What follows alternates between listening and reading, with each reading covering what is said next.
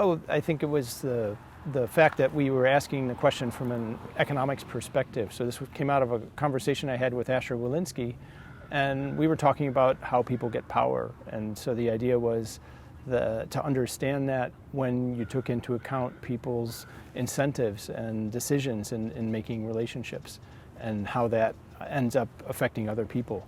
So it was people have been studying networks for a long time. What we brought to the picture was the idea that there's costs and benefits associated with relationships, and that my choices in who I listen to and what I learn actually ends up affecting my friends, and they get value from the more I learn. And so we tried to understand what that meant for network formation. And over the years, I think it's become clearer not just that an economic perspective on how networks form is important, but also there's lots of places in economics where networks matter. So trade networks, as we've seen, disrupted supply chains matter, financial contagions, how people get jobs. So there's lots of applications that have economic importance as well.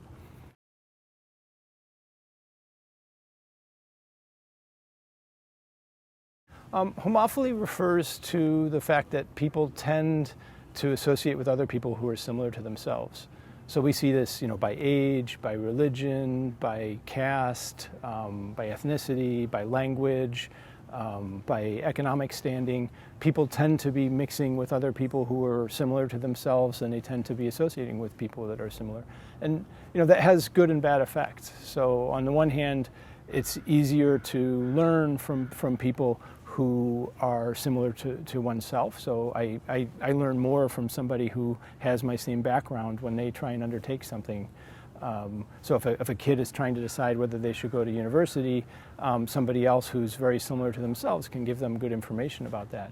But at the same time, homophily, the fact that homophily divides our networks into different groups, means that people in one group might not have any access to information that people in another group have. So the fact that your sources of information, your opportunities, your norms of behavior are all determined by those people around you mean that these splits in the network can result in very different outcomes for different people in different parts of the network.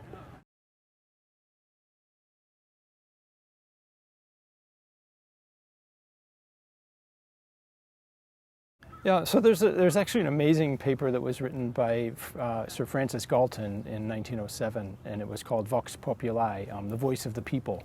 And what he looked at was a setting where it was just a simple local fair where people were trying to guess how much an ox weighed.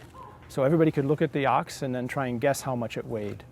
And the actual weight of that ox was 1,197 pounds. The average guess in the population was actually 1,198 pounds.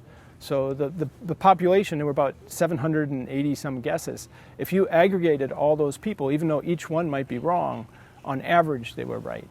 And so the question is, in a society, how do we get that information aggregated? So maybe I have my opinion about something. I can talk to my friends. I can get their opinions and update. And if you keep doing that, so I did some studies with Ben Golub where we looked at in the network, if I kept asking my friends what their guesses were and kept averaging those and so forth, you could eventually get a very good guess.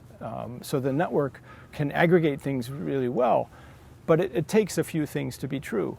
One is I can't be too overconfident in my own opinion. I have to listen to other people. I have to listen to a broad set of people, and the network has to be evenly balanced that way. And it also has to be that we don't intend to deceive other people. So we have to be truthful. And all of those are problems, especially in modern social media, where things can go wrong.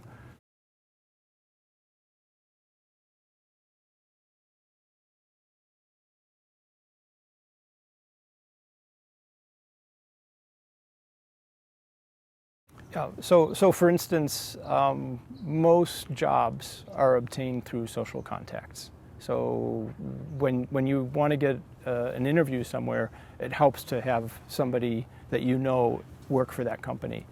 And it helps, those kinds of contacts can be essential in being able to get your foot into the door and eventually get that interview and get a job.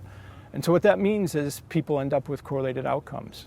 So if I have a lot of friends who are employed, it's easier for me to get a job. If I have a lot of friends who are unemployed, it's hard for me to get a job. And so what that does, when we put it together with the homophily we just talked about, is that different parts of the network can have very different outcomes in terms of one part being highly employed where another part is highly unemployed. And so understanding that means that gives us a different perspective on how to address inequality in wages, inequality in employment. We have to understand what the network structure is and how that's feeding into people's ability to get jobs.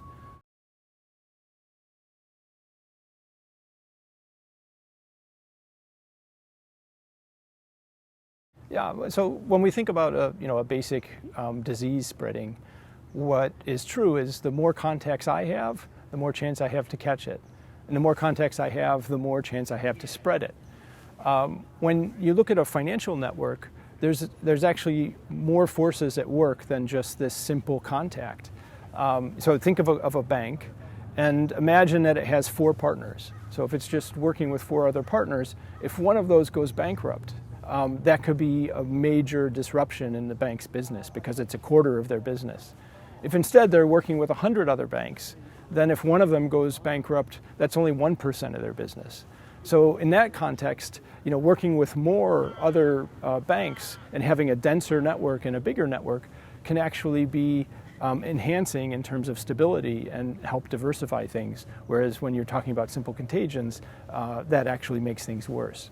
So, financial contagions and understanding how they work requires a different kind of understanding of the network contagion and a different understanding of what banks' investments and exposures are to other banks.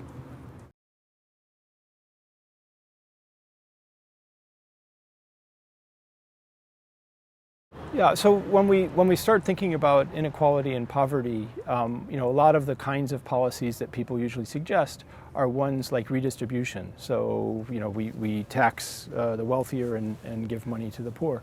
And that tends to address the symptoms that we have in inequality, but it doesn't necessarily address the root causes, like some of the things we talked about. For instance, having unemployed friends and not being able to get a job, or not having information that I need to be able to get into university or to succeed in university.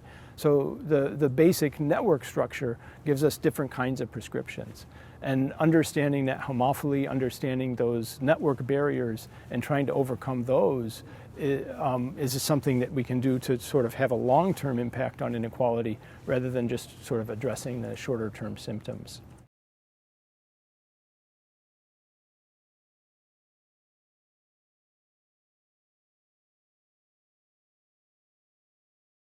Yeah, I mean, one thing that's true is as we've looked throughout history and economies have become more intertwined, that means that countries have less and less incentives to go to war with each other.